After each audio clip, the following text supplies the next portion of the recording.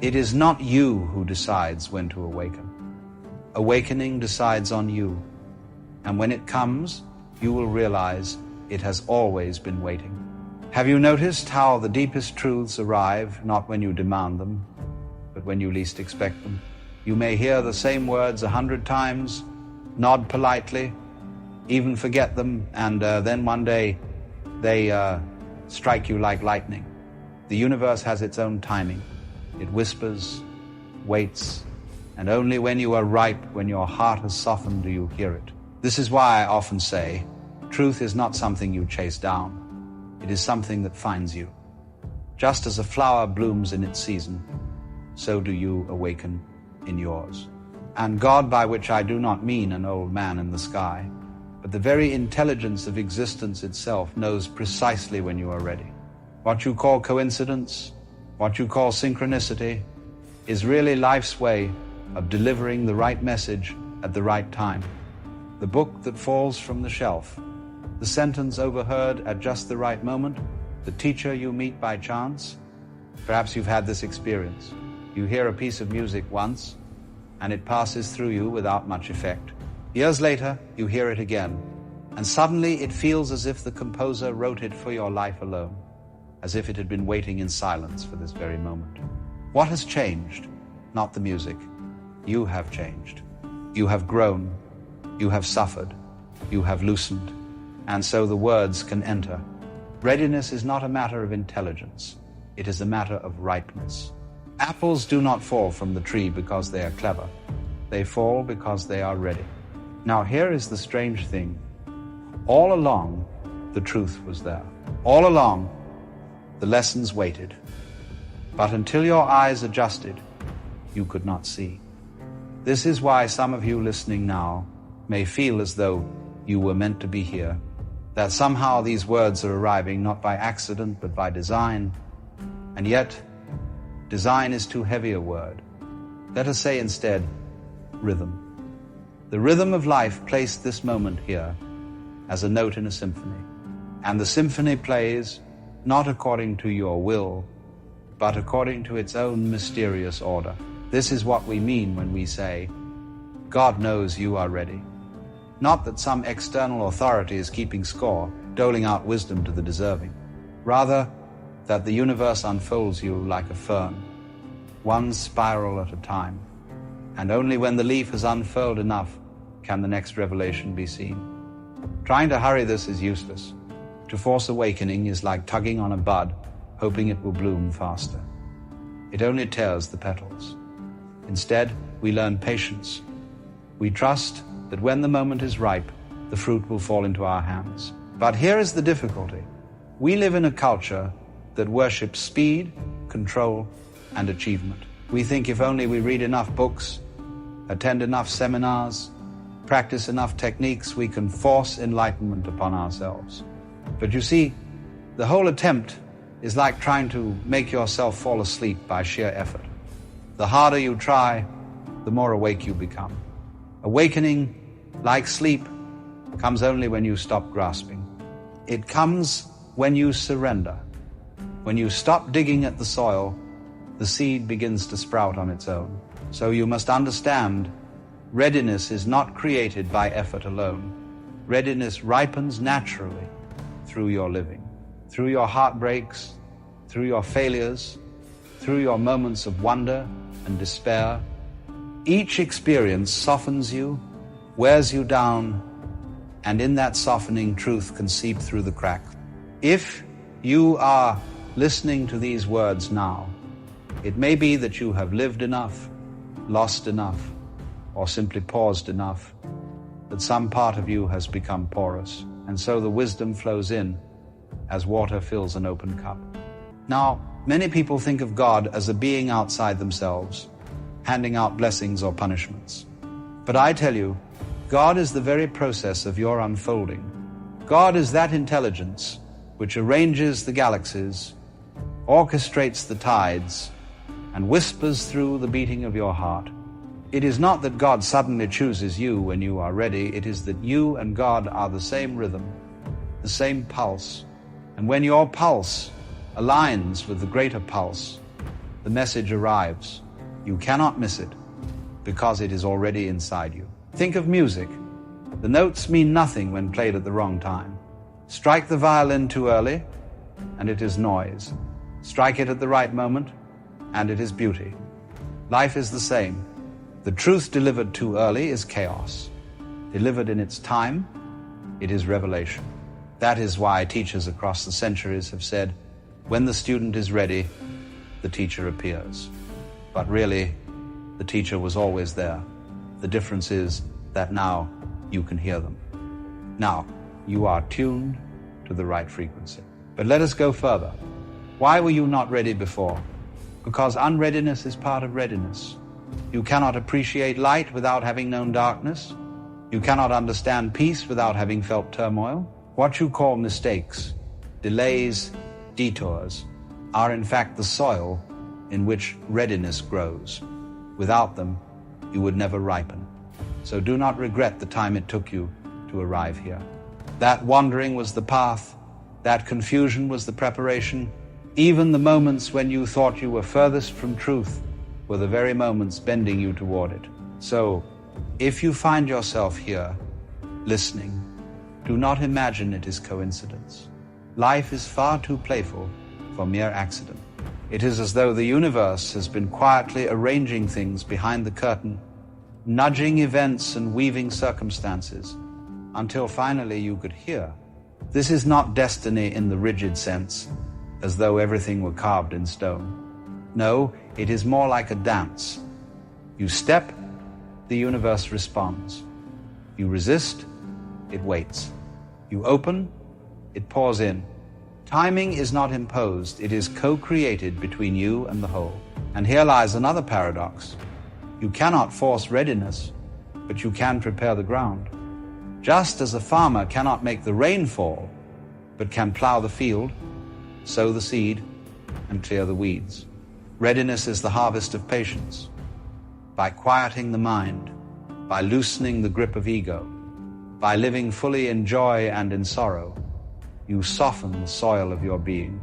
And when the rain comes, when the message arrives, it does not bounce off hardened ground, but sinks deeply, transforming you from within. Have you ever looked back on a moment and thought, if I had heard this then, I wouldn't have understood it? That is the proof. Life withholds, not to punish, but to protect. To reveal truth too early is to drown you in it. Imagine handing a child a book of advanced philosophy. They may flip through it, but it will mean nothing. Only later, when their mind and heart have stretched, will those same words bloom like fireworks. So too, with the lessons of your own life, they wait until your vessel can hold them. This is why you must trust the unfolding. If something has not come, it is not yet your time. If a door has not opened, it is because the room inside would overwhelm you. Trust that what you need will arrive when you are able to receive it. And when it does, you will marvel at the perfection of its timing. The heartbreak that seemed meaningless suddenly becomes the soil for compassion. The delay that frustrated you becomes the pause that saved you. The waste of time becomes the very season that ripened your soul. Some of you may still be restless, saying, but I want to awaken faster, I want to know sooner. But see, this wanting is itself the obstacle. Awakening does not come by demand. It comes by surrender. When you grasp, you close your hand. And when your hand is closed, nothing can be placed in it. Only when you open, when you release your desperate need for control, does the gift arrive. And here is the irony. The moment you stop demanding enlightenment, enlightenment slips quietly in through the back door.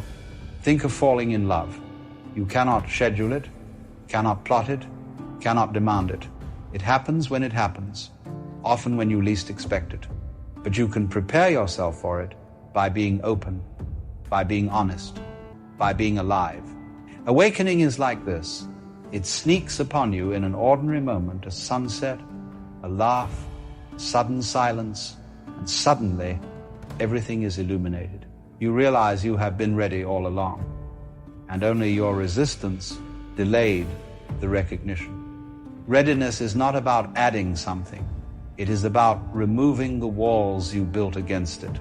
So perhaps you are asking, if God knows when I am ready, what is my role? Your role is to live fully, messily, beautifully, to stumble and get up again, to love and to lose, to weep and to laugh. All of this is the plowing of the soil. All of this prepares you for the moment when the truth can bloom.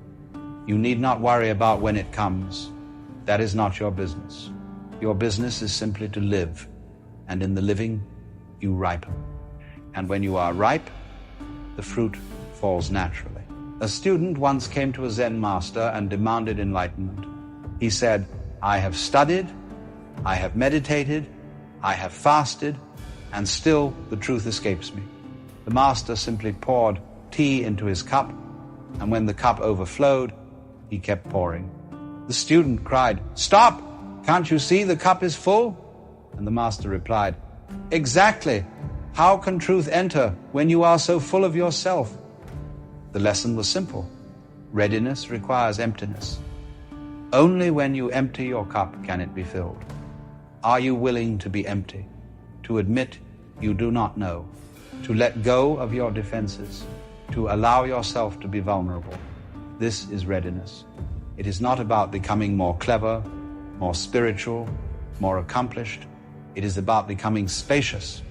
Spacious enough for truth to land. Spacious enough for God, or life, or the universe, whatever word you prefer to pour itself into you. The paradox is that you do not create readiness by effort, but by letting go of effort, by allowing yourself to simply be. And here is the beauty. When you are ready, you do not have to go searching. The truth comes to you. It comes in a conversation, in a silence, in a poem, in a piece of music. It comes in laughter, in heartbreak, in the turning of the seasons. It does not matter the form. What matters is the recognition. And when it comes, you will know it. You will feel as though the universe has been speaking to you all along. But only now could you finally hear. If you are listening to this now, perhaps it is because you are ready. Ready not in some dramatic, final sense, but ready for the next step, the next unfolding. Readiness is not once and for all. It is wave after wave. Each lesson prepares you for the next. Each awakening is but the door to a deeper one. And so you go on, not arriving, but unfolding, like a lotus that opens petal by petal. The flower does not rush to bloom. It trusts the sun, the rain, and its own mysterious timing. Now remember, to be ready does not mean life will suddenly become easy. Quite the opposite. Readiness often means you are strong enough to face deeper truths, truths that may unsettle you, even frighten you. But fear not. If they have come, it is because you are able. Life does not hand you burdens you cannot carry. What it gives you is always in proportion to your capacity. So if the truth feels heavy, it is only because you have grown strong enough to bear it. And in bearing it, you will grow stronger still. What should you do now? Nothing extraordinary. Simply listen. Simply live. Allow these words to settle like seeds. Do not rush to pluck them into meaning. Let them germinate in their own time, for perhaps you will forget them tomorrow. There are times in life when you feel as though you have wandered off the map. You look around and nothing seems familiar. The signposts that once guided you are gone. The landmarks that once gave you confidence have vanished, and suddenly you are overcome with a strange disorientation. You may call it confusion, uncertainty, or despair, but beneath all those names is a single experience. You feel lost. To be lost is not simply to lack direction. It is to have once believed you knew where you were going, only to realize that the path has dissolved beneath your feet. And in that moment, everything you trusted begins to tremble. The career you thought would define you feels empty. The relationship you believed would complete you unravels. The ideals you clung to no longer hold weight. You stand in the middle of life's forest and see only trees. stretching endlessly with no clear way forward. At first, this can feel like failure. After all, we are taught from childhood that life is a journey with a clear destination, and that our task is to find the straightest route to that destination. Parents, teachers, leaders, and advertisements all hand us maps. They tell us, study hard, get the right job, marry the right person, accumulate wealth, and you will arrive safely at happiness. But sooner or later, many of us discover that these maps are faulty. They do not match the terrain.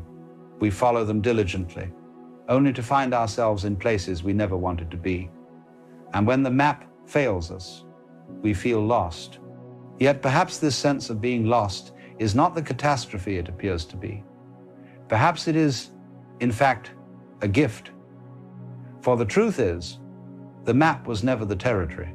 It was only a picture, a sketch, a simplified story.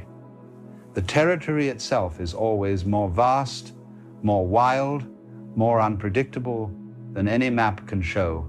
And when the map is torn away, frightening though it may be, we are at last forced to look at the territory with our own eyes. We discover reality directly, without the filter of borrowed instructions. Consider how a traveler might cling desperately to a guidebook, reading every detail and trying to match it to the streets of a city. But one day, the book is lost, and the traveler is forced to wander. At first, there is panic, but then, slowly, the city comes alive. Sights and sounds emerge that the book never mentioned. Hidden alleyways, unexpected encounters, uncharted beauty. What once seemed like disorientation becomes discovery. Being lost is the doorway to truly seeing, and so it may be with your own life. The disorientation you feel is not proof that you have failed, but proof that you are finally meeting reality as it is. You are no longer shielded by the maps of others, no longer protected by the certainty of borrowed truths. You are naked before the mystery, and though it is terrifying, it is also alive. To be lost is to be free of false guidance, free to wander, free to see freshly. Yet notice how hard it is to accept this. The mind clings to certainty like a child clings to a blanket. We would rather have a false map than no map at all. We would rather pretend we know than admit we do not. And so the moment of lostness feels unbearable. But look closer. The discomfort arises not from being lost itself, but from resisting it. The trees are only frightening because you demand a clear path. The silence is only heavy because you insist on constant noise. If you let yourself rest in the lostness, something begins to shift. Have you ever noticed how silence deepens when you stop straining to fill it? At first it is uncomfortable, but then it becomes rich, almost musical. In the same way, lostness becomes meaningful when you stop insisting on certainty. It becomes a vast openness, a space in which anything is possible. What felt like a dead end reveals itself as the edge of a larger horizon. You are not trapped, you are unmoored, and that is a very different thing. Think of a river.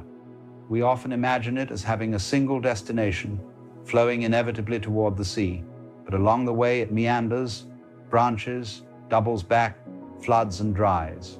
If you stand on its banks at any given moment, you might say, this river is lost.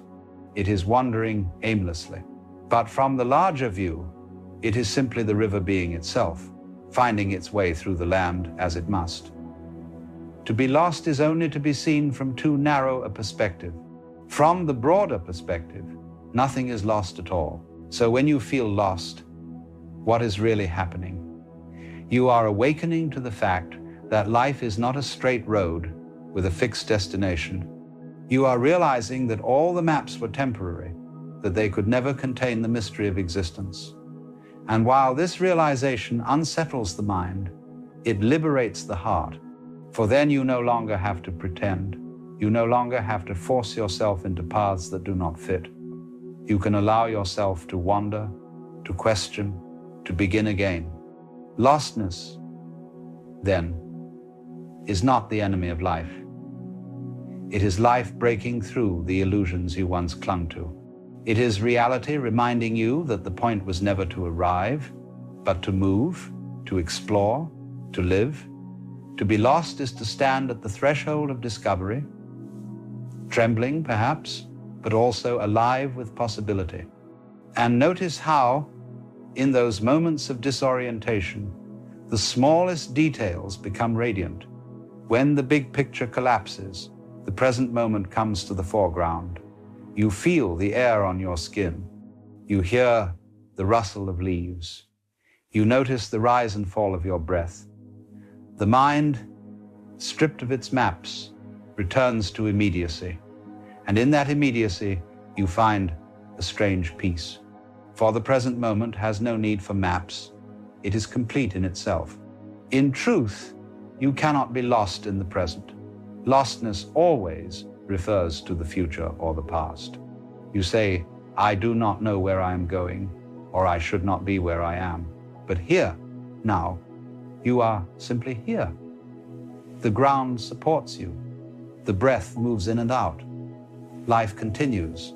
To drop into the present is to see that lostness is only a thought, not a reality. And when that thought softens, what remains is not despair but wonder. So perhaps, rather than resisting lostness, you might welcome it. You might see it as an initiation, a necessary stage in awakening. For who has ever truly found themselves without first being lost? Who has ever discovered truth without first seeing the failure of illusion? The very word discover means to uncover, to remove what once covered over reality. Lostness removes the cover, and though the exposure is raw, it is also true. In the end, the feeling of being lost may be the most honest feeling of all, for it admits what is always the case, that we do not ultimately know where life is taking us. The certainty we cling to is a fragile construction. Lostness tears it away and reveals the vastness beyond. And in that vastness, you may find not the path you expected, but the path you needed. When the path disappears beneath your feet, when the signs no longer point the way, and when the horizon stretches endlessly in every direction, something remarkable begins to happen. You start to discover that being lost is not an obstacle to life, but part of its essence. For what does it mean to be found, if not to have first been lost? And what does it mean to have direction, if not to have wandered without one? To feel lost is to be placed at the heart of mystery, where life can no longer be reduced to neat explanations. The truth is, you were never truly in control of the journey. You imagined that you were choosing each step, plotting each destination, and charting each course. But look closely. Did you decide to be born? Did you choose your first breath, your first thought, your first desire? Life has been carrying you all along, flowing like a river that bends and turns without asking permission. To feel lost is simply to realize this, that the river does not always follow your map, but it always flows, always moves, always carries. And so, the moment of lostness is also the moment of truth. It is the place where the illusion of control begins to crack, where you see that you are not the little navigator steering through a dangerous sea, but the very sea itself, with all its waves and currents. The loss of certainty is the birth of freedom, for now you no longer need to force life to conform to your plans. You can begin to move with it, to surrender to its rhythm, to trust that it knows more than you ever could. This is what the ancient sages called wu wei, effortless action, flowing with the grain of things instead of against it. Imagine a dancer moving to music. The dancer does not plan each step in advance, nor does she fight the rhythm.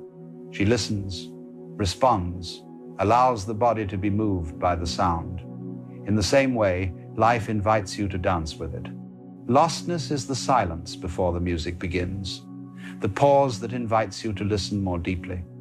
And when you do, you may find yourself moving with a grace you did not know was possible. Think of how a bird flies. It does not calculate each gust of wind, each eddy of air. It spreads its wings and trusts the sky to hold it. Or think of how a wave rises on the ocean. It does not know where it will crest, nor when it will fall, yet it belongs perfectly to the movement of the whole. To feel lost is to realize that you, too, are like the bird and the wave carried by something larger, included in a pattern beyond comprehension. You do not need to know the way, because the way is already unfolding through you. And here is the paradox. It is often when you stop searching desperately for direction that direction appears.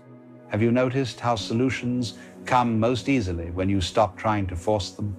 How clarity arises not in the frenzy of thought, but in the quiet of letting go.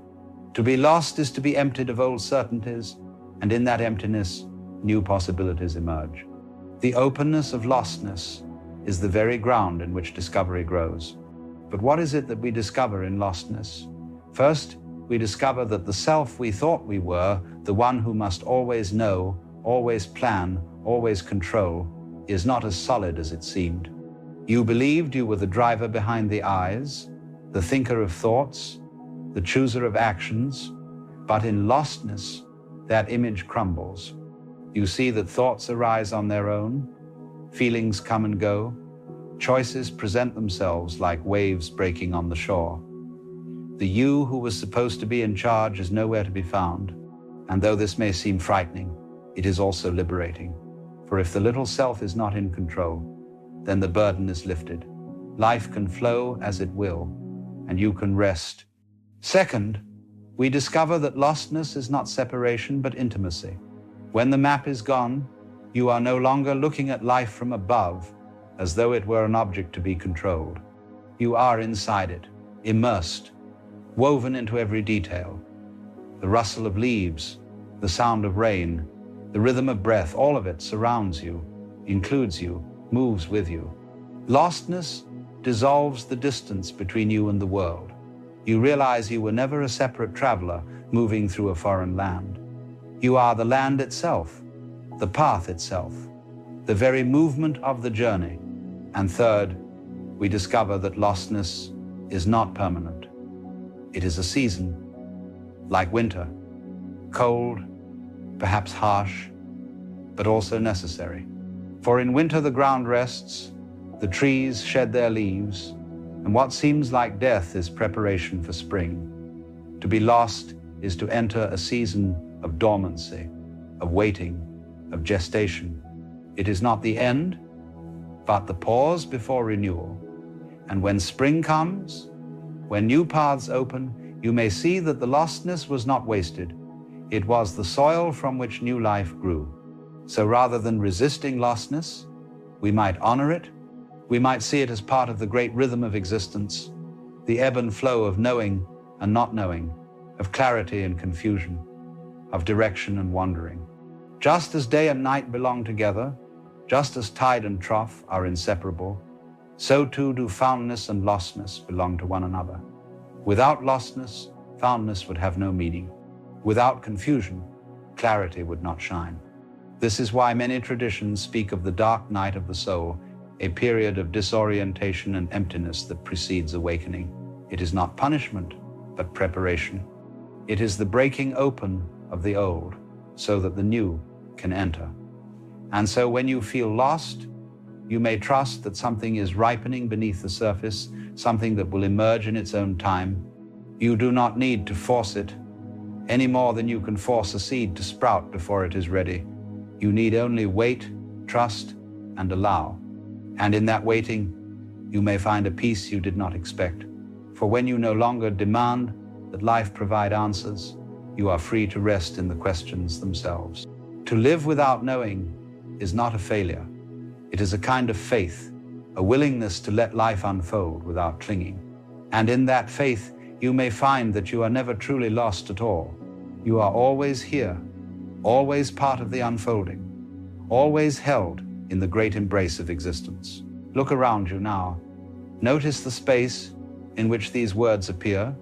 Notice the sensations in your body, the rhythm of your breath, the subtle sounds in the room. In this immediacy, there is no lostness. There is only presence. The feeling of being lost arises only when the mind insists on a map, on a certainty about the future. But here, now, there is nothing missing. The ground holds you. The breath moves. Awareness shines. In this presence, the idea of being lost dissolves, and what remains is wholeness. And so, when you feel lost, remember this: it is not a mistake. It is not proof that you are broken or that you have failed. It is life guiding you away from false maps, away from borrowed truths, toward the discovery of something deeper. Lostness is not the absence of path, but the opening to a greater path, one that cannot be charted in advance, but only walked moment by moment. You are not lost. You are the universe playing at being lost, so that it may discover itself anew. You are the wave that rises, not knowing where it will fall, the bird that soars without a fixed destination, the traveler who finds beauty only when the guidebook is forgotten. You are the dance itself, and the music, and the silence between the notes. And when you see this, when you feel it, not just as an idea, but as a lived reality, then lostness becomes something altogether different. It becomes freedom, intimacy, and trust. You no longer cling to certainty, for you see that certainty was never real. You no longer fear confusion, for you see that confusion is part of the dance. You no longer resist lostness, for you see that lostness is the doorway to being found. So let yourself be lost. Let yourself wander, question, doubt, and stumble. For in that very wandering, life is carrying you. In that very doubt, truth is ripening. In that very stumbling, the path is appearing. And in the end, you may discover that you were never lost at all, but always exactly where you needed to be. Have you ever noticed that the more you try to figure life out, the less you seem to understand it? You sit there, head full of thoughts, tracing circles in your mind, trying to make sense of everything, what to do, what to say, where to go, how to become who you think you should be. You believe that if you could only think a little harder, if you could only solve the puzzle, peace would finally arrive. But the harder you think, the farther peace seems to drift. Because the mind, for all its brilliance, is a terrible place to live when it won't stop moving. Overthinking is one of the quietest prisons in the modern world. You can't see the bars, yet they surround you. You can't hear the locks, yet they click into place every time you question yourself again. What if I'm wrong? What if I fail? What if I make the wrong choice? The mind loops and loops, convinced that control will bring safety, unaware that control is the very thing causing its suffering. You become trapped in the illusion that understanding more will make life easier, when in truth, life only feels heavy because you keep trying to carry it with thought alone. There's a strange irony here. The same mind that creates the problem is the one you rely on to fix it.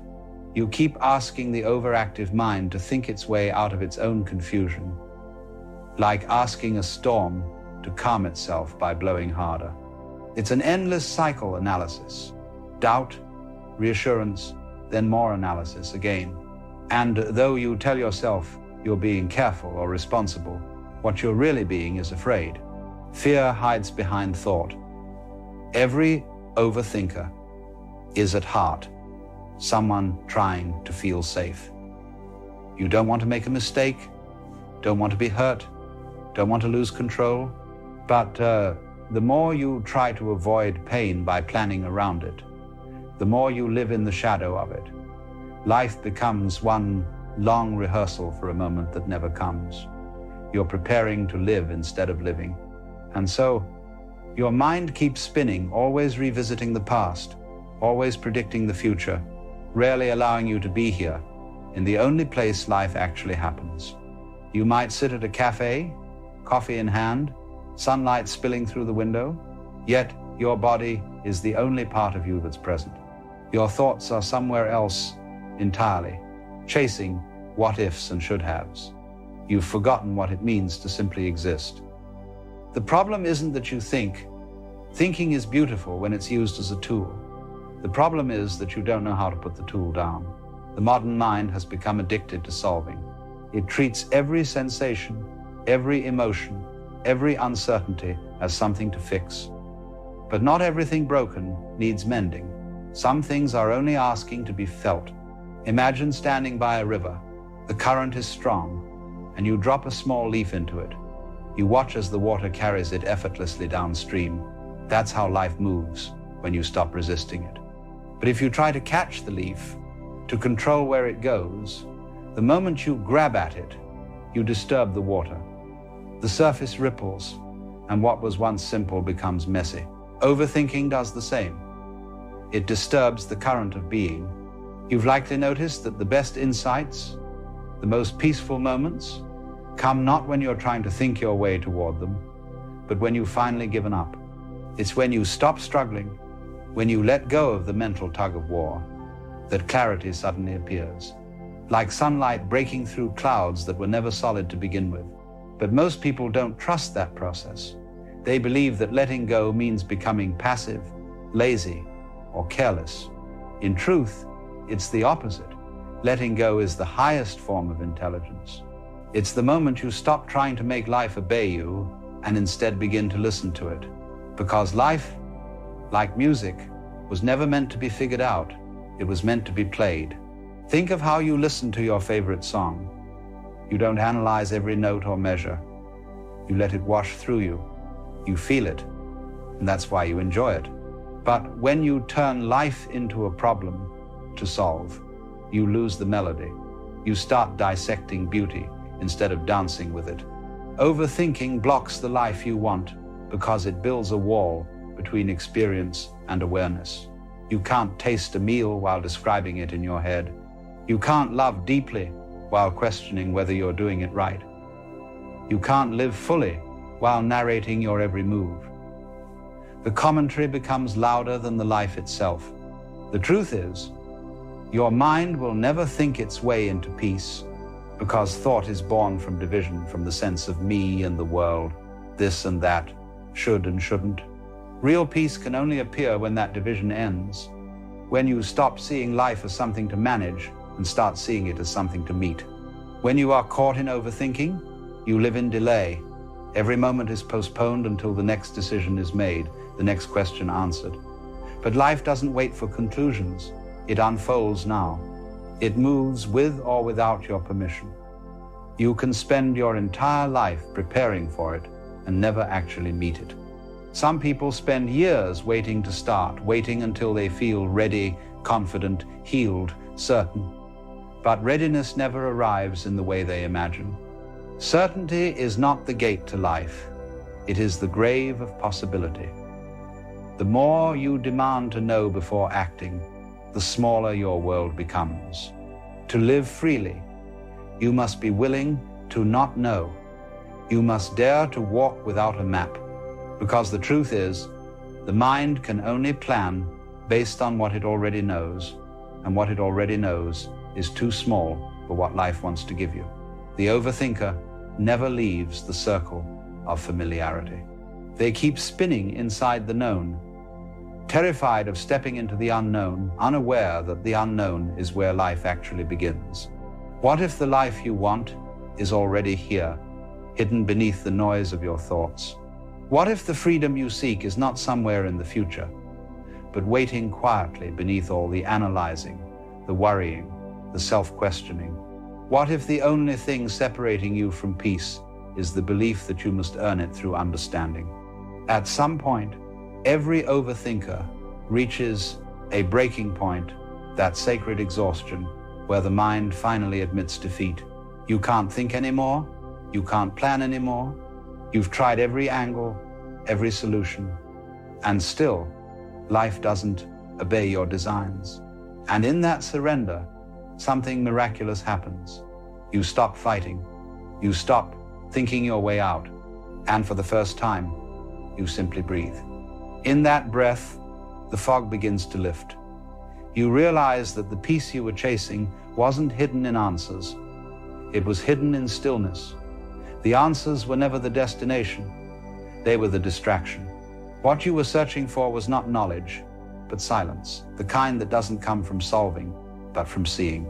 To overthink is to live half a life, to exist in potential but never in presence. You wait for a perfect understanding that will never come. Meanwhile, life waits for you to return to it. When you finally do, when you let the noise fall away, you discover that you were never truly lost. You were simply too loud inside to hear the quiet truth beneath it all. That life does not need your permission to unfold. It only needs your attention. And when that attention returns to the present moment, even for a breath, everything shifts. The problems shrink. The noise softens. You realize the river was never against you, it was carrying you all along.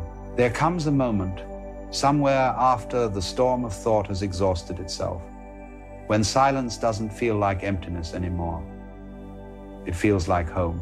You sit quietly and realize that all along, the noise wasn't protecting you, it was hiding you from yourself. You thought thinking would make you stronger, safer, wiser.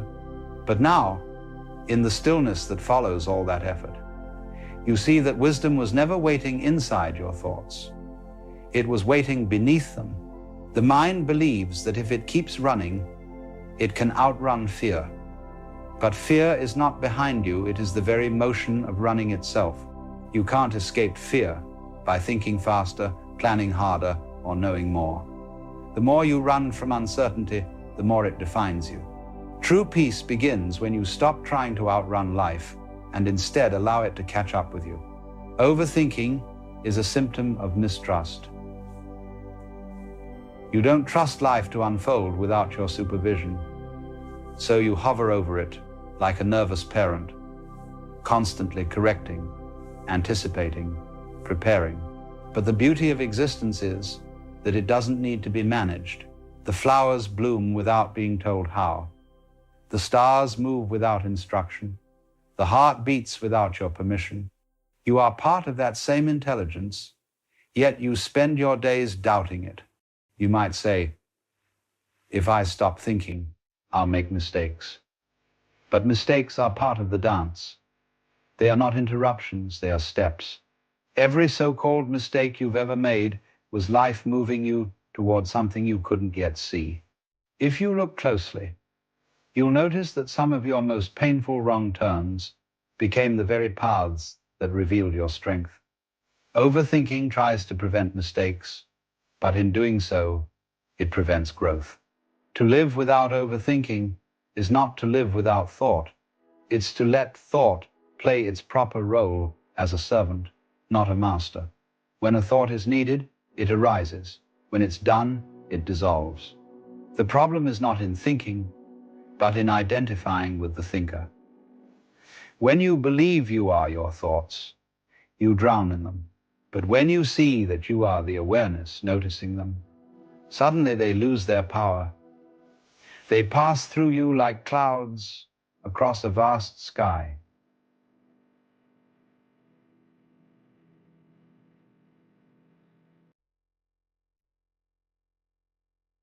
To rest in that awareness is to see thoughts for what they are, temporary movements in something much larger, much quieter, much freer than the mind. Once you begin to live from that space, life stops feeling like a problem to be solved and starts feeling like an experience to be lived. You no longer wake up with the need to control every outcome. You start to notice the subtle rhythm that runs beneath everything, the way events unfold, the way timing seems to align when you stop forcing it. It's as if life had been waiting for you to stop interfering. This is where real intelligence begins. Not the kind measured by speed or logic, but by depth, by the ability to listen. The universe is always speaking, but most people can't hear it over the noise of their own analysis. When you quiet down, the guidance you were searching for begins to emerge naturally. Not as a voice from above, but as intuition, a quiet knowing that moves through you like wind through leaves. You don't have to think your way into it. You simply allow it. You trust that life, like breath, knows what it's doing. You inhale, you exhale, and everything takes care of itself. Overthinking says, I must make life happen. Awareness whispers, life is already happening. And the difference between those two is the difference between struggle and flow. There's a certain magic in surrendering to that flow. You start noticing how everything connects, how every person you meet, every obstacle you face, every moment of doubt or delay fits into a larger tapestry that the mind could never have designed. Overthinking reduces life to fragments. Awareness restores it to wholeness. You begin to see that nothing was ever missing. The job you didn't get, the person who left, the opportunity that slipped away, they weren't mistakes. They were movements in a pattern too vast to grasp from where you stand. Overthinking tries to flatten that mystery into a straight line. But life is a circle. Everything returns in its own form, in its own time.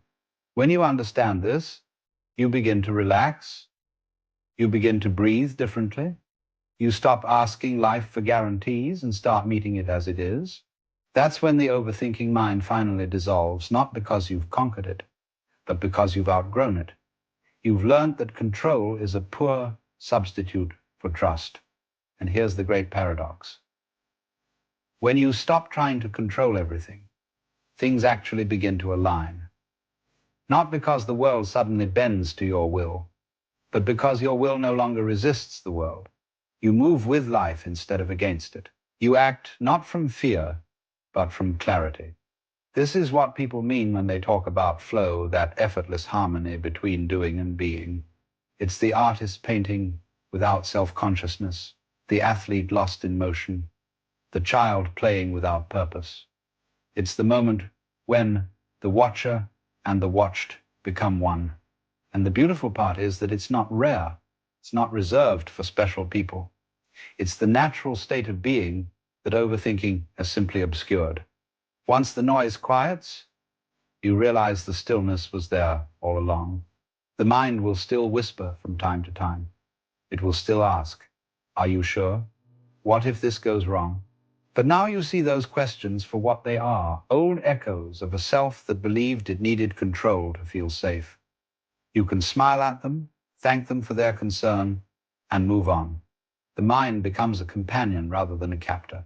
Eventually, you come to see that life's wisdom was never hidden in complexity, but in simplicity. You don't need more certainty. You don't need more answers. You need less noise. Peace is not something you find after thinking through every possibility. It's what remains when the thinking stops and awareness begins. It's what arises when you no longer stand between yourself and life. So when your mind starts spinning again, when it replays old conversations or rehearses endless outcomes, pause. Don't fight it. Just notice it.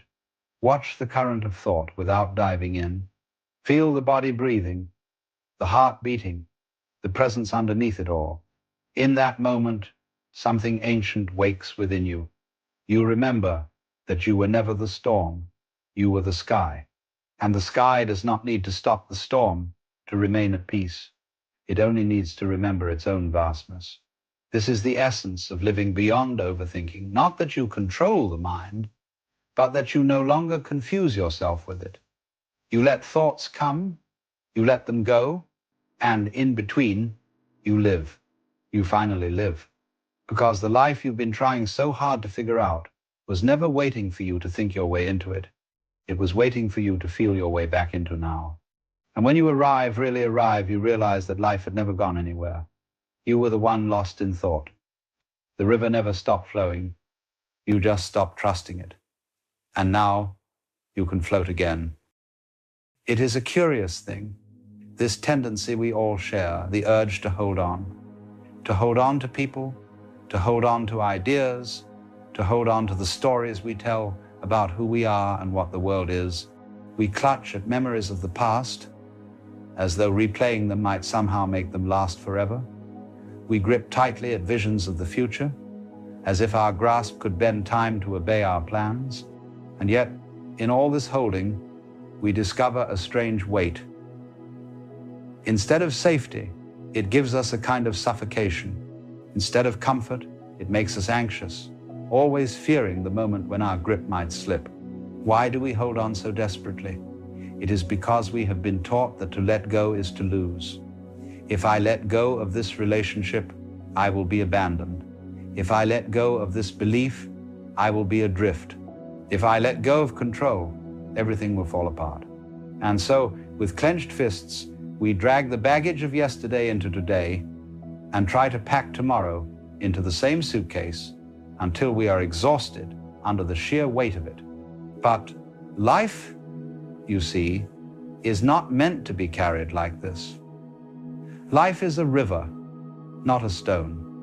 It moves, it flows, it shifts.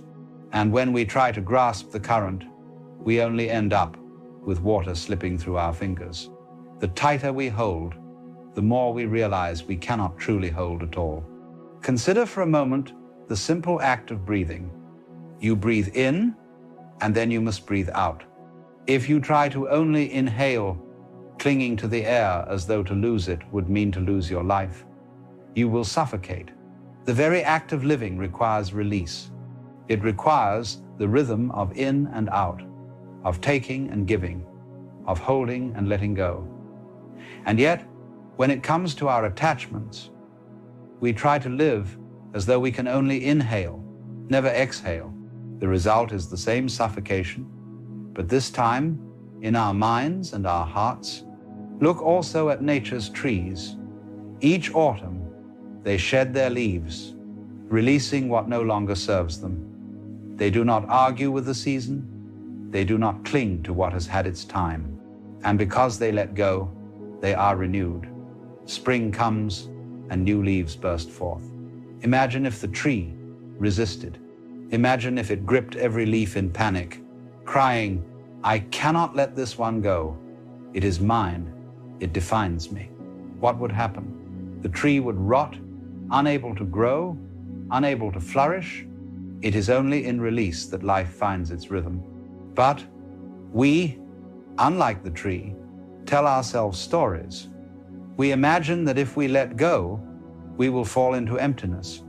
We imagine we are separate little beings standing against the tide of existence, and that if we do not hold on, the tide will wash us away. And so we resist, and we resist until the struggle becomes unbearable. Think of how we hold on to relationships that have already ended in spirit, afraid of the silence that might follow. We hold on to old identities. I am this kind of person. I cannot change. I must always live this way, even when the skin has grown too tight, like clothes from childhood that no longer fit.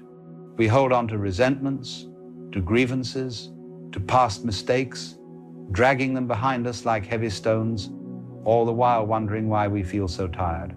But the truth is, letting go is not the opposite of love, nor the opposite of care. To let go is not to reject. It is to recognize the natural movement of things, just as waves rise and fall, just as days begin and end, just as lives appear and dissolve. So too does every form, every moment, follow the rhythm of arising and passing. To resist this rhythm is to resist life itself. It is like trying to stop a river with your hands. You may feel, for a brief instant, that you are succeeding, but soon the current pushes past, stronger than your grip, indifferent to your effort. And then you are left exhausted while the river flows on. But why do we resist so fiercely? Because we mistake holding for control. We believe that if we grip tightly enough, we can preserve what we love, secure what we fear to lose, or shape the future to our design. And yet, have you noticed? The things we cling to most fiercely are often the very ones that slip away. Think of the lover smothered by another's insecurity, who leaves not because of lack of love, but because they cannot breathe under the grip. Think of the person so obsessed with controlling every detail of their life that they leave no room for surprise, no room for spontaneity, and so they find themselves trapped in the very order they desired. Think of the one who cannot release the memory of a wound, and so carries it, reliving the pain again and again, as though it were happening now. In all of this, the fear of letting go is the fear of death in miniature. For to let go is to allow something to end, to allow a moment to pass, a form to dissolve, a self to change. And because we fear the great death, the dissolution of our own body, our own ego, we fear all the little deaths along the way. We imagine that by holding on, we can resist the great tide, keep ourselves intact, but in truth, it is the clinging that breaks us. You may notice this in the smallest of things. Try to hold water in a tight fist, and it escapes. Hold it gently, with an open palm, and it rests with you for a while. Try to clutch at love, and it suffocates. Let it breathe, and it grows. Try to force your life into rigid certainty, and it rebels. Allow it to flow, and it carries you further than you could have planned. So the problem is not that life takes things away. The problem is that we refuse to see that life is always taking and giving, always flowing, always changing. To demand permanence in a world of movement is to fight against the very essence of what is. The suffering of holding on is not only in the loss itself, but in the constant tension, the vigilance, the anxiety of guarding what cannot be guarded. Like a man clutching a rope that is fraying in his hands, we exhaust ourselves trying to prevent the inevitable.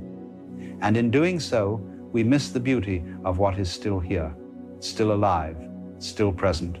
And so, you may notice, fear grows not from reality itself, but from the stories we weave. If I let this go, I will be nothing. If I release control, life will collapse. These are shadows of thought, not truths. For in fact, you are already letting go in every moment. You let go of each breath, or you would die. You let go of each moment, or time would freeze. You let go of sleep each morning, or the day could never begin. Letting go is already the rhythm of your being. You cannot resist it forever. You can only blind yourself to it. The great paradox is that by clinging, you do not preserve life, you smother it. By resisting change, you do not secure safety, you create fear. By holding on, you do not keep things as they are, you hasten their decay.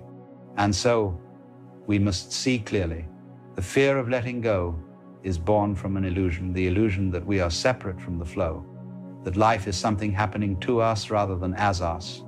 But once you see that you are the river itself, the need to clutch at each drop begins to fade.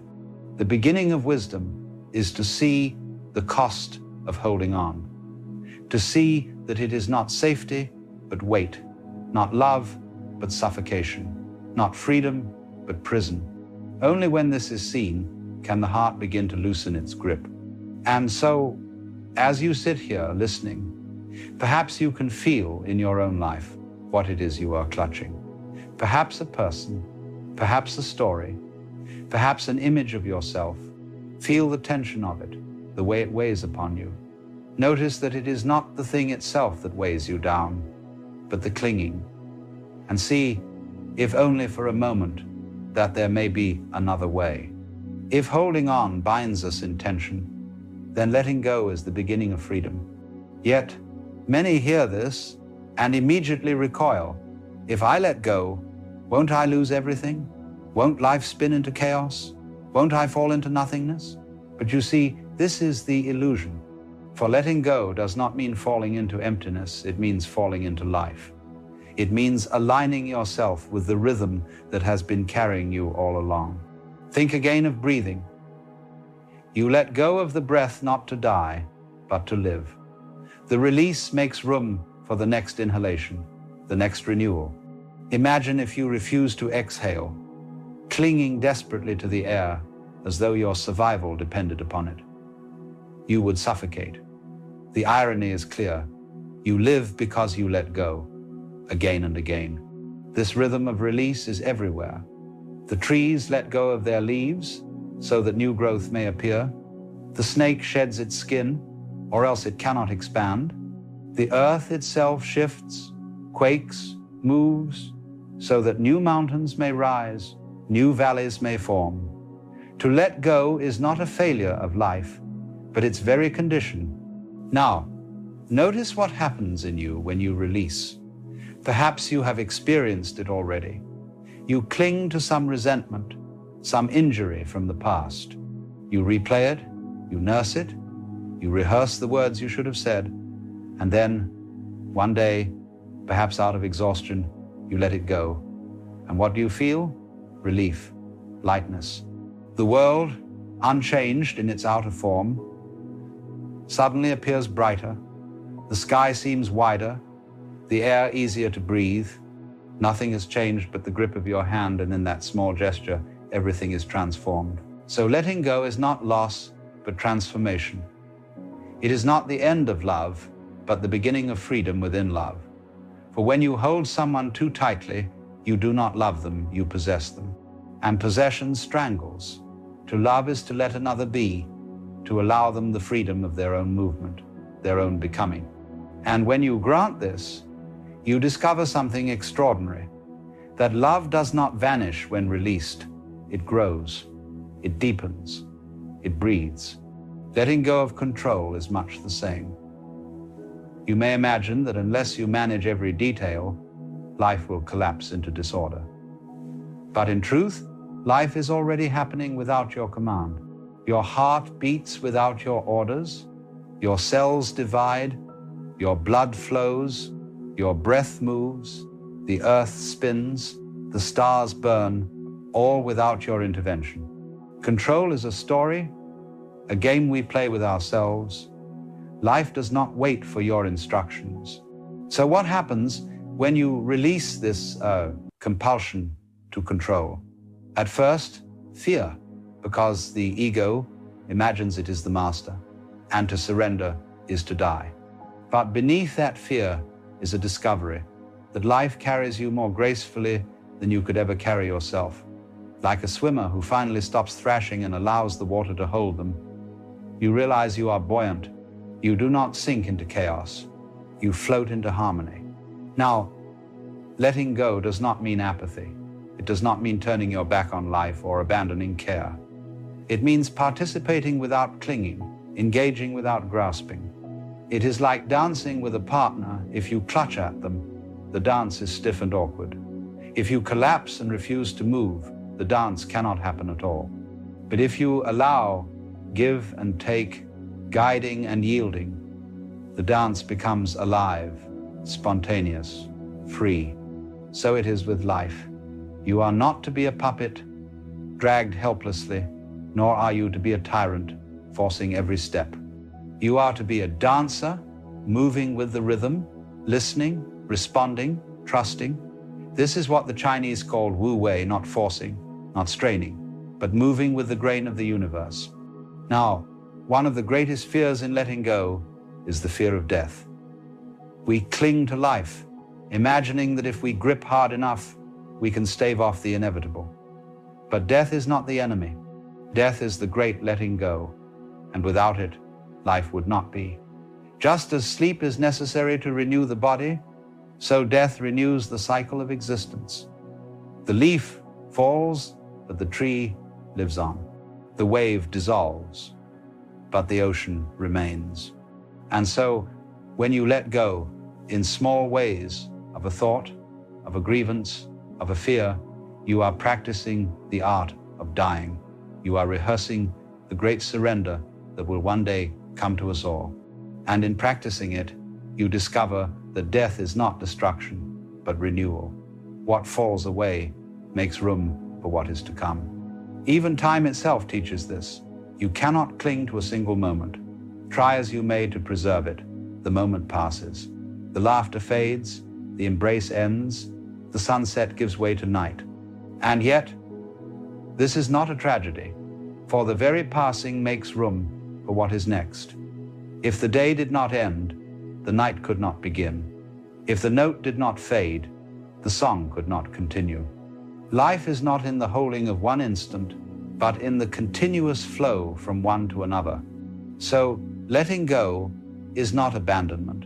It is participation in the rhythm of existence. It is to see that you are not separate from the flow, standing against it, but the flow itself. You are not the hand clutching at the river. You are the river. And once this is seen, the fear begins to loosen. Now, notice in your own life where this might be so. Perhaps there is a person you cannot release, even though the time has passed. Perhaps there is a version of yourself you cling to, though it no longer fits. Perhaps there is a fear you rehearse endlessly, as if preparing for it could prevent it. And see, just for a moment, what it would feel like to open your hand, not to push it away, not to destroy it, but simply to release. Feel the lightness in that image, the freedom. This is the invitation of letting go. And here is the curious thing. When you let go, what is real does not vanish. Love remains, but it is free. The self remains, but it is flexible. Life remains, but it is lighter. What vanishes is the tension, the anxiety, the weight of clutching at shadows. You lose nothing but your chains.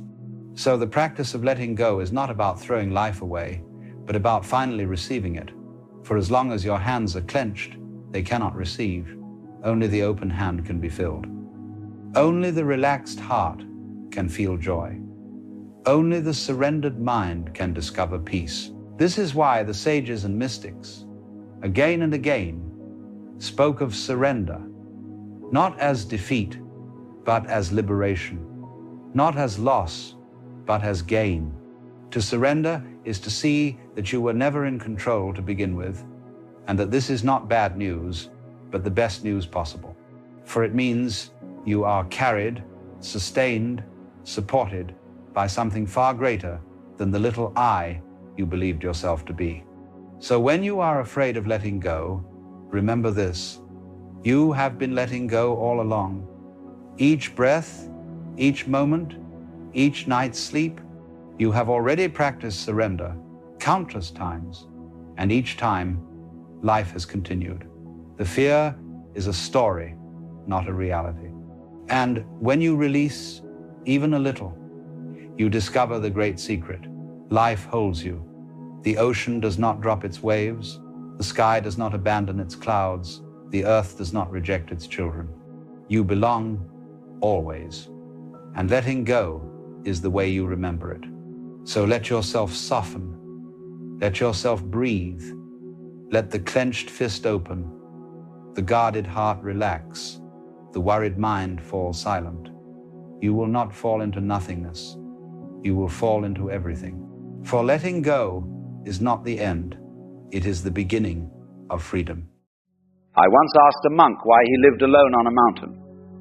He said, "I do not live alone. I live with myself. When I was in the city, surrounded by thousands of people, that is when I was alone." Now that stopped me cold, because you see, we have been taught something very strange. We have been taught that solitude is loneliness, that being by yourself means you are isolated, cut off, somehow deficient. We are told that the healthy person is the social person, the one who can mingle easily, who has many friends, who never runs out of things to say at parties. But what if that is backwards? What if the person who needs constant company, who cannot stand an hour alone with their own thoughts, who fills every silence with chatter and every empty moment with distraction, what if that person is actually the lonely one? You see, there is something happening to people who wake up. And by waking up, I do not mean having a nice spiritual idea or reading a few books about consciousness. I mean really waking up. That moment when you suddenly see that most of what people do is performance. They are acting out roles, repeating phrases they heard somewhere else, moving through life like sleepwalkers who are very busy but do not know where they are going. When you wake up to this, when you really see it, something very curious happens. You find that you can no longer be around too many people, not because you suddenly hate humanity, not because you think you are better than everyone else, but because your nervous system simply cannot tolerate it anymore. Let me explain what I mean. Imagine you are at a party. There are 30 people in the room. Everyone is talking, laughing, telling stories. On the surface, it all looks very pleasant. But when you are awake, you see something else happening beneath the surface. You see that most of these conversations are not really conversations at all. They are performances. One person is performing their success. Look at me, I am doing well. Another is performing their opinions. Let me tell you what I think about this and that. Another is performing their humor. See how clever I am, how witty. Another is performing their suffering. Listen to how hard my life is, how much I struggle. And everyone is so busy performing that nobody is actually present. Nobody is really listening to anyone else. They are all just waiting for their turn to speak, preparing their next line, making sure their mask is firmly in place. Now, when you are asleep yourself, you could participate in this game without any problem. You had your own performance ready, you knew your lines, you could put on your mask and play along. But the moment you wake up, the moment you see what is really happening, you cannot do it anymore. It is like watching a play and suddenly realizing that you are one of the actors. And once you know you are acting, you cannot pretend that it is real. You cannot force yourself to believe in the role anymore. Your whole body rebels against it. This is why awakened people find crowds exhausting. Not because crowds are inherently bad, but because maintaining consciousness in the middle of unconsciousness requires tremendous energy. You have to constantly filter out the projections. You have to hold your center while everyone around you is scattered. You have to remain clear while swimming in a sea of confusion. Think of it this way. Imagine you are trying to listen to a beautiful piece of music, but you are sitting in a room where 30 radios are playing 30 different stations at once. The static, the noise, the conflicting sounds, they drown out the music. They make it impossible to hear what you came to hear. This is what being in a crowd feels like for someone who is awakened. Everyone around them is broadcasting their fears, their desires, their judgments, their performances. And all of this noise makes it almost impossible to hear their own inner music, to stay connected to their own center, to remain conscious. But here is what nobody tells you. When you are around unconscious people, you do not just hear their noise, you actually absorb it. Your system picks up on their anxiety, their restlessness, their hidden pain. You walk into a room feeling perfectly fine and you leave feeling drained, irritable, inexplicably sad. And you do not even know that what you are feeling is not yours. This is what makes crowds so dangerous for awakened people. They are like sponges soaking up the emotional weather of everyone around them. And most of this weather is stormy. Most people are walking around carrying tremendous amounts of unconscious material. Anger and fear and shame they have never looked at, never acknowledged. And all of this gets projected outward into the environment like invisible bradiotion. The awakened person feels all of it. Not because they want to, not because they are trying to be some kind of psychic, but because consciousness is sensitive. When you wake up, you become aware of things that sleeping people do not notice. You feel the currents beneath the surface. You sense what is not being said. You pick up on the discomfort that everyone is pretending is not there. And this is exhausting beyond measure. Because you are doing work that nobody else sees or appreciates. You are processing material that is not even yours. You are holding space for truth in environments where everyone has agreed to pretend. I remember years ago, I would go to gatherings, and afterwards I would feel completely depleted. Not tired in a physical way, but drained in some deeper way I could not quite name. I would need days to recover, to feel like myself again. And I thought there was something wrong with me. I thought I was weak, or antisocial, or broken in some way. But then I understood there was nothing wrong with me. I was simply awake in a room full of sleeping people. And staying awake required all my energy. Now compare this to being alone. When you are truly alone, when there is no one else's performance to witness, no one else's projections to absorb, no one else's expectations to meet, something extraordinary happens. You can finally hear yourself think. You can finally feel your own feelings without interference. You can finally rest. This is what that monk on the mountain understood. In solitude, He was not alone at all. He was with himself, really with himself. Not the performing self, not the social self, but the actual living consciousness that he was. And in the city, surrounded by thousands of people, he was completely about, because none of those people were really present. They were all lost in their own performances, their own games, their own unconsciousness. So even though he was physically surrounded, there was nobody actually there to meet him. No consciousness meeting consciousness. Just masks looking at other masks. Do you see the difference? Real connection happens when consciousness meets consciousness. When two people drop their masks and see each other clearly. But this almost never happens in crowds. In crowds, everyone is too busy performing to actually be present. So the awakened person discovers that they are less lonely in solitude than they are in company. Because in solitude, at least they have themselves. And that is more real, more nourishing, more satisfying than 1,000 superficial interactions with people who are not really there. But let me be very clear about something. This is not antisocial behavior. This is not running away from life. This is not some kind of weakness or failure to adjust. This is actually a sign of health, a sign that you value truth over comfort, consciousness over belonging, authenticity over approval. The sick person is not the one who withdraws from unconscious environments. The sick person is the one who stays in those environments and slowly dies inside, killing their own consciousness to fit in, betraying their own awareness to be accepted. Think about a plant. If you put a plant in a dark room, it will bend and stretch toward any source of light. It is not being dramatic or antisocial. It is simply following its nature, which is to grow toward light. And if there is no light in that room, the plant will eventually wither. You are like that plant. Your consciousness is like that light. And when you find yourself in environments where consciousness is absent, where everyone is asleep, where performance has replaced presence, your soul will naturally pull you away. Not because you are running away, but because you are following your deepest nature, which is to grow toward wakefulness. This is why you cannot be around too many people anymore. Your system knows something your mind has not quite accepted yet. It knows that staying in unconscious environments will kill your consciousness. It knows that absorbing everyone else's emotional weather will make you lose contact with your own inner climate. It knows that performing roles will cause you to forget who you actually are. So it withdraws. And this withdrawal is not a problem to be fixed.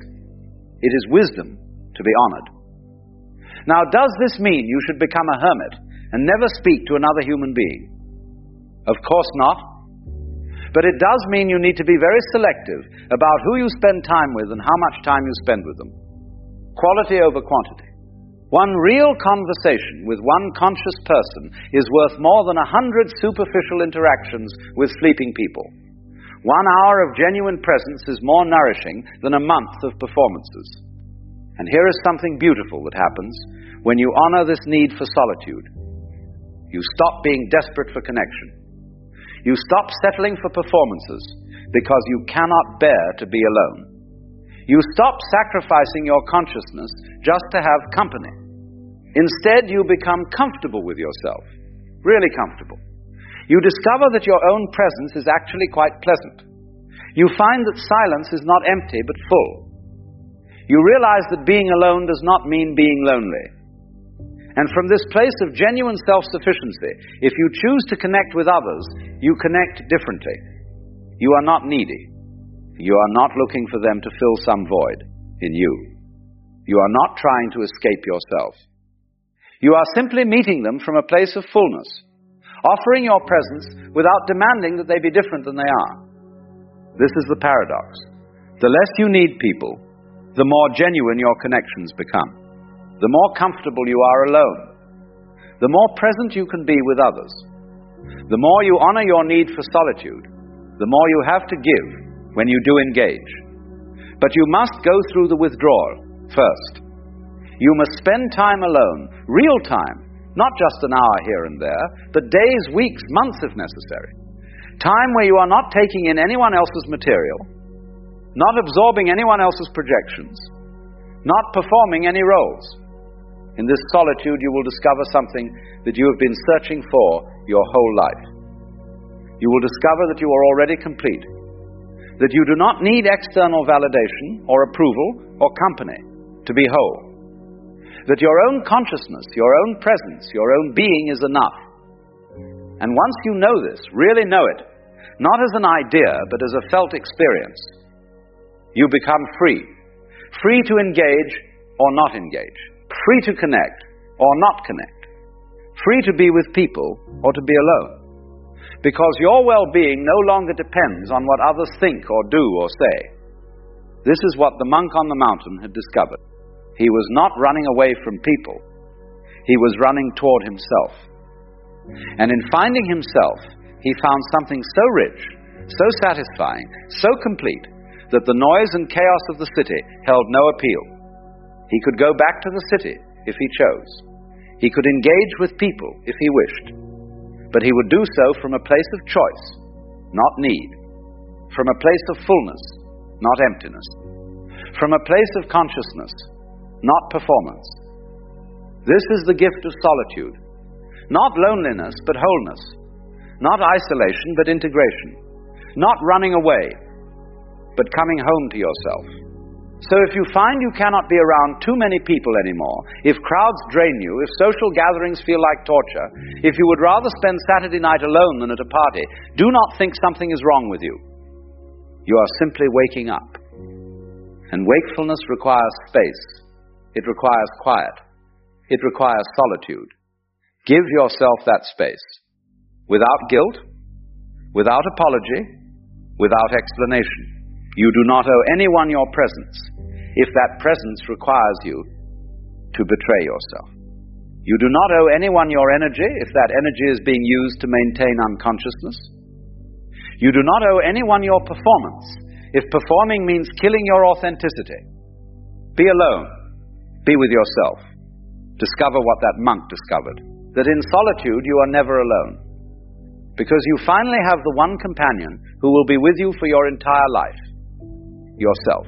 And that companion, when you really get to know them, is far more interesting, far more nourishing, far more real than any crowd of unconscious people performing their roles. This is not the end. This is the beginning. The beginning of genuine consciousness in a world that desperately needs it. But that consciousness must be developed in solitude before it can be shared in community. So withdraw if you must. Be alone if you need to. Trust that your soul knows what it is doing. It is not isolating you. It is protecting the most precious thing you have. Your consciousness, your awareness, your authentic self. And one day when you have done this work, when you have really found yourself in the silence, you may choose to return to the world. But you will return differently. Not as someone who needs the crowd, but as someone who has something real to offer. You see, one of the strangest things about life is how desperately we chase what would have come to us if only we'd stopped running. We grow up taught that effort is everything, that the right people, the right opportunities, the right luxuries will appear only if we fight, compete, and push through. And yet, if you watch life closely, you begin to see that much of what truly matters has always come unannounced, like the breeze through an open window, or a melody that drifts in from somewhere you didn't expect. The trouble is that most of us don't trust that breeze. We want guarantees, schedules, proof that what's meant for us will arrive on time. So we tighten our grip on life, chasing the future as if it were running away. But the future isn't running. It's unfolding quietly, in rhythm with how relaxed or resistant you are to the present. Think of it this way. When you drop a pebble into still water, the ripples move out effortlessly, perfectly circular, perfectly balanced. The water doesn't strain to create that beauty. It simply responds. And yet, if the surface of the water were disturbed, the ripples would break, collide, distort. This is what happens when we live with too much effort. Our anxious vibrations distort the natural ripples of what is already coming toward us. We often say we're manifesting, or attracting or creating, but all of those words imply that something is missing, that you must somehow force the universe into cooperation. Yet life itself has never needed your persuasion. It only needs your participation. Have you ever noticed that the moments when life seems to open most beautifully are the moments when you weren't trying? The day you stopped worrying about being liked, someone saw you truly for the first time, the week you stopped obsessing over money, an opportunity arrived effortlessly. It's as if existence has a sense of timing that human plans can't imitate. You see, life doesn't reward control, it rewards harmony. And harmony can't be forced. It's the sound that happens when two notes stop competing and start resonating. So many of us want to know, when will it happen? When will the right people find me? When will the success arrive? But what if the answer is not soon, not later, but already? That what's meant for you is not approaching from the distance, but waiting in the silence you refuse to enter. There's an old saying, a flower does not chase the bees. It opens, and in its openness, the bees come. This is not philosophy, it's nature. Openness itself is the magnetism of life, but the modern mind has forgotten how to open. We are all caught in what the Chinese sages called the striving mind, a constant itch to improve, to secure, to define ourselves. We want to be the person who has it all figured out. We want to prove to the world that we're in control. But in that performance, we lose the actual rhythm of being alive. When you are relaxed, truly relaxed, something extraordinary happens. You begin to sense the movement beneath the movement, the silent current that's been guiding you all along. That current brings the right people, the right experiences, even the right luxuries, without your anxious command. Now, this does not mean you should sit still and do nothing. That would be misunderstanding the art. Water flows, but it doesn't struggle to flow. There's a great difference between action that arises from anxiety and action that arises from alignment. The first is noisy, exhausting, and insecure. The second feels natural, graceful, as if something larger is breathing through you. Many people mistake stillness for laziness. But true stillness is not stagnation. It's participation without interference. You are not frozen, you are fluid. You move when life moves, and rest when it rests. The reason so many are weary is that they have forgotten this natural rhythm. We are constantly comparing our pace to someone else's, constantly checking whether our chapter matches another's story. And yet, no flower rushes its bloom, and no sunrise waits for applause. Relax, the right things are already in motion. The relationships meant to align with you are already orbiting your energy. The opportunities that will elevate you are already being arranged. But they cannot reach you if your signal is noise. Anxiety broadcasts a frequency of distrust. It tells the universe, I do not believe you will take care of me. And so life, respecting your belief, steps aside. You are not being punished. You are being paused. Life delays what you cannot yet receive without tension. This is not unfair. It's compassionate. Because if the very thing you dream of arrived now, before you were calm enough to hold it, it would slip through your fingers. Patience, then, is not waiting. Patience is trust in disguise. To live in trust is to realize that life is far more intelligent than your plans. It knows who must meet you, when they must arrive, and why they sometimes leave. It knows when to delay your success so that your soul can learn to handle its weight. It knows when to give you silence instead of applause so that you can hear your own rhythm again. And so, if you can stop clinging to timing, you may find that the people, luxuries, and experiences you thought you had to chase begin to appear uninvited because they were never gone. They were simply waiting for you to become still enough to notice them. Imagine your life as a great orchestra. Every person, event, and desire is an instrument. You are not the conductor. You are the audience and the music all at once. When you try to control the symphony, it becomes noise.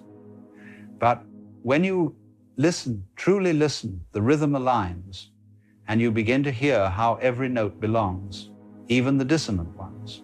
There is something profoundly luxurious about trust. It frees you from the exhausting need to prove yourself. It allows you to enjoy your current moment, even the in-between, with the same reverence you would have for the peak. Because the truth is, there is no peak. There is only the unfolding. And when you finally see that, everything changes. You stop worrying about who notices you, because you realize that the ones meant to see you cannot miss you. You stop obsessing over what you lack, because you realize that nothing essential can be taken. You stop fearing the future, because you realize that it is not approaching, it is emerging from within you, one relaxed breath at a time. The right people, the right opportunities, the right luxuries, they are not prizes you earn. They are reflections of your state of being. When you rest in alignment, life reflects that rest back to you in form. When you are tense, it mirrors tension. So, if you want to know what's coming next, look not at your circumstances, but at your state of consciousness. The anxious man creates delay. The trusting man creates flow. The grateful man creates abundance. It has always been this way. You are not separate from the source that arranges life. You are the expression of it. The tide doesn't consult the moon before rising. It rises because it must. You don't need to chase what is already on its way. You only need to stop disturbing the surface so it can find its reflection in you. And so, for now, breathe. Stop rehearsing what might go wrong. Stop calculating how to prove your worth. Stop mistaking busyness for purpose. You have not been forgotten nor left behind. You are being aligned. The right people, the right luxuries, the right life, they're not coming to you because you chase them. They're coming because they've recognized that you've finally become still enough to receive them. That's the secret. You do not attract by reaching. You attract by resting so completely in your being that life cannot help but meet you there. And when it does, you will see what all the great teachers have always tried to tell you, that peace itself is the highest magnetism, and surrender is the most intelligent form of action. For in the end, nothing real can miss you, and nothing unreal can stay.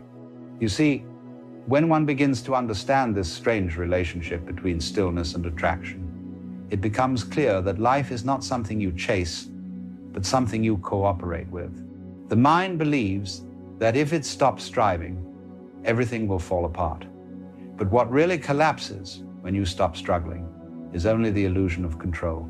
Life itself continues perfectly well without your interference, just as your heart beats and your lungs breathe without your permission.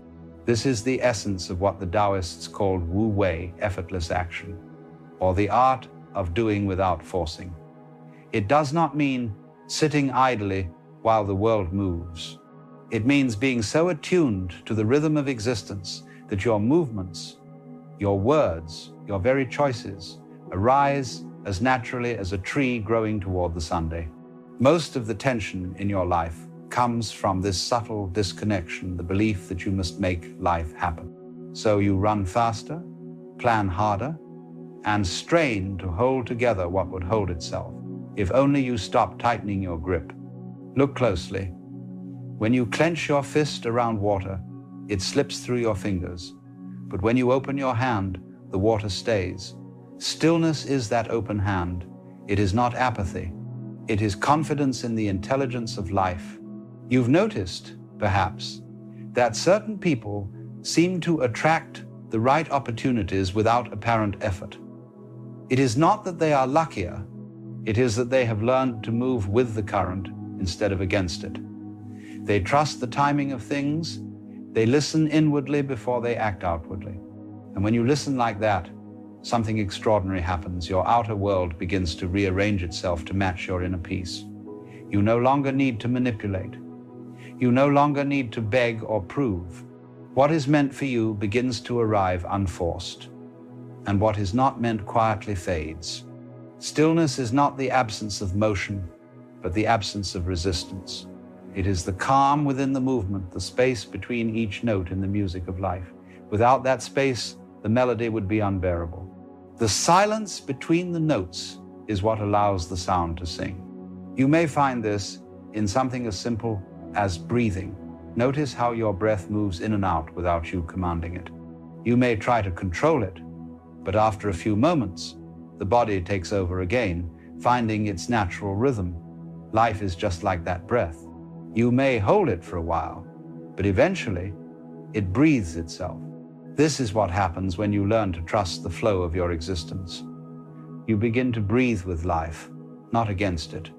And as you do, you'll begin to see that the right people, those who nourish your spirit and not just your ego, will enter your orbit quietly, without drama. You won't have to chase them, persuade them, or earn their approval. They will recognize your stillness as something familiar, something they've been seeking without knowing it. The universe communicates in resonance, not in noise. When you are frantic, you attract the frantic. When you are calm, you attract the calm. When you are desperate, you draw desperation. But when you rest in your own being, what is true begins to move toward you as if by some invisible magnetism. And this is not magic. It is simply law, the same law that governs sound, light, and tide. Everything vibrates, and like frequencies, find one another. So, when you quiet the mind, when you stop defending and explaining, when you begin to live from the deeper stillness beneath your surface, you become a clear frequency. The universe recognizes that clarity, and in its recognition, alignment happens. You see, the anxious person builds walls, thinking they are building safety. The still person opens windows, and safety finds them. Stillness allows life to recognize itself through you.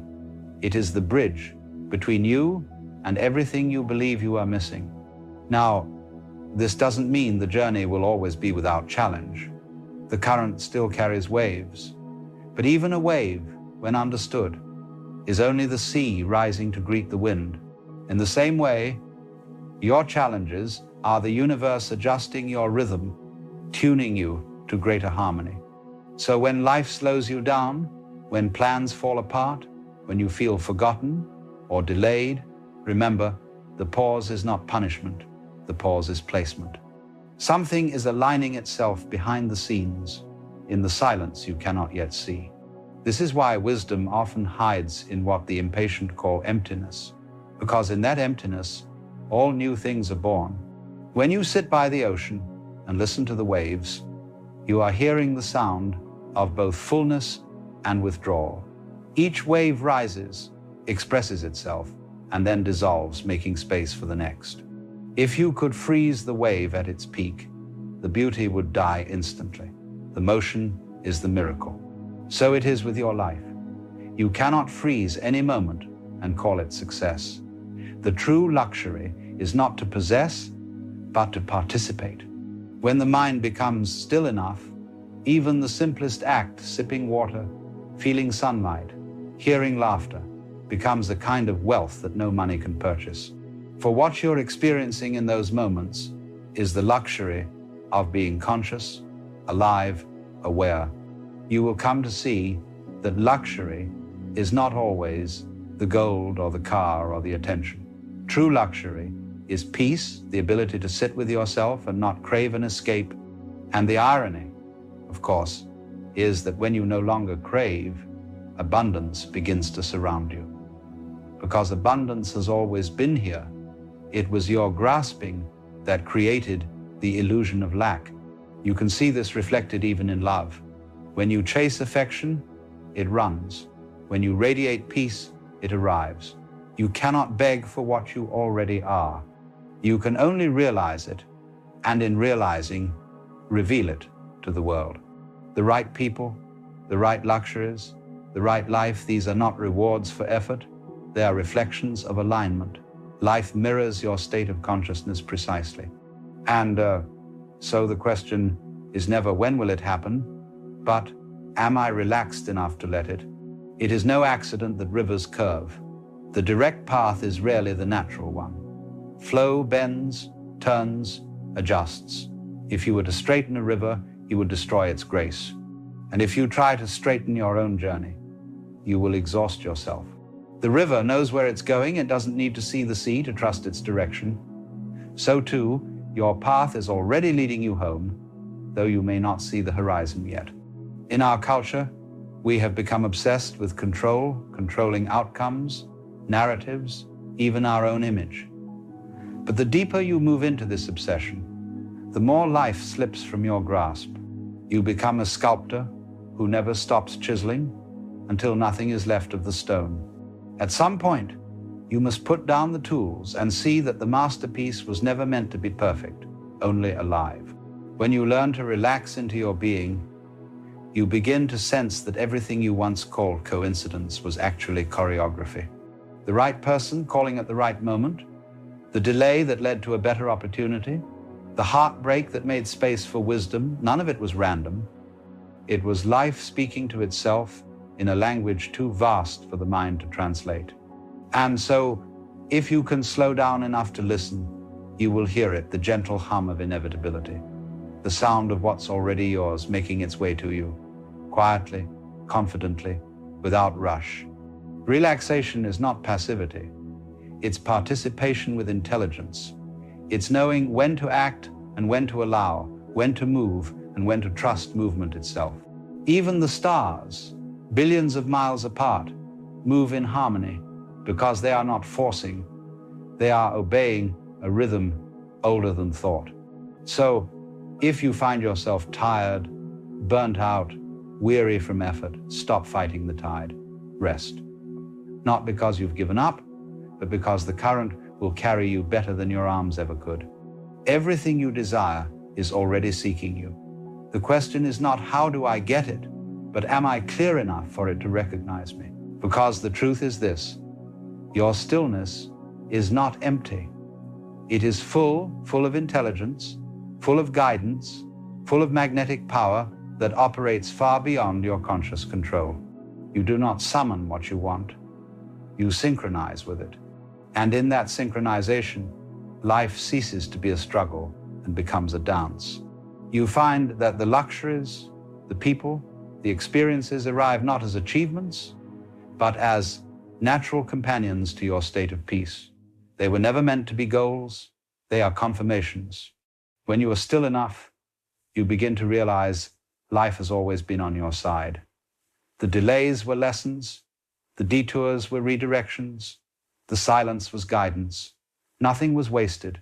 Even now, as you listen, you are exactly where you should be. There is nowhere else to reach, nothing else to earn. The current knows where it's going, and you are part of that current. So breathe, trust, stay open. Because right now, unseen and unheard, what belongs to you is already moving in your direction. And when it arrives, you will realize it was never coming from the outside at all. It was always emerging from the stillness within you. That is the quiet secret of the universe, and it is yours.